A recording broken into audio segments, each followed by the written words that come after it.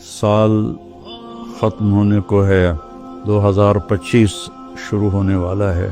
इस नए साल का एक रुख तो जो काफ़ी अरसे से मनाया जा रहा है, हंगामा और नाफरमानी और नाच गाने, शराबें, बदकिरदारी, ये तो बाहर का कल्चर है। मुसलमान का कल्चर तो ये है कि या अल्लाह तेरा शुक्र है तूने साल गुजरवा दिया आफियत के साथ, अगला भी आफियत से गुजरवा दे।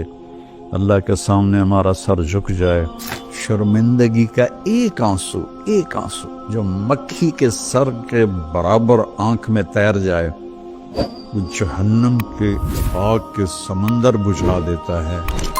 रोजाना जब दिन चढ़ता है तो ऐलान करता है, लोगों आदम की औलाद, मैं आज नया दिन आया हूँ, मैं कल वाला नहीं हूँ। कुछ अपने लिए इस दिन में, अपनी आखिरत के लिए कुछ भलाई जमा कर ले, क्योंकि मैं अगर चला गया तो फिर कभी क़यामत तक मैं लौट के वापस नहीं आऊँगा। आए हम सब अल्लाह की बारगाह में झुकें और तौबा करें, ताकि हमारा ये नया साल आफियत का हो, सलामती का हो।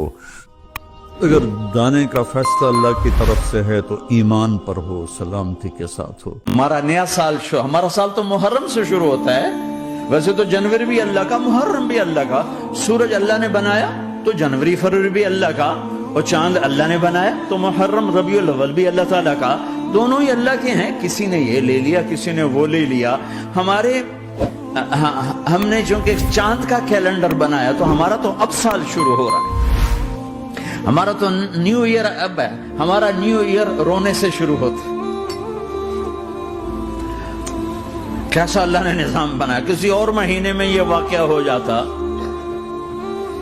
नहीं, साल के शुरू में ये वाकया रखा है कि हर एक को पता चले कि हाँ, नया साल खुशी मनाने के लिए नहीं होता, नया साल आखिरत की तैयारी के लिए होता है। कि एक साल चला गया, एक साल और जिंदगी से निकल गया, और भी जल्दी से अल्लाह को राजी करने का कोई काम करने को, तौबा करने को, अल्लाह को राजी कर लें।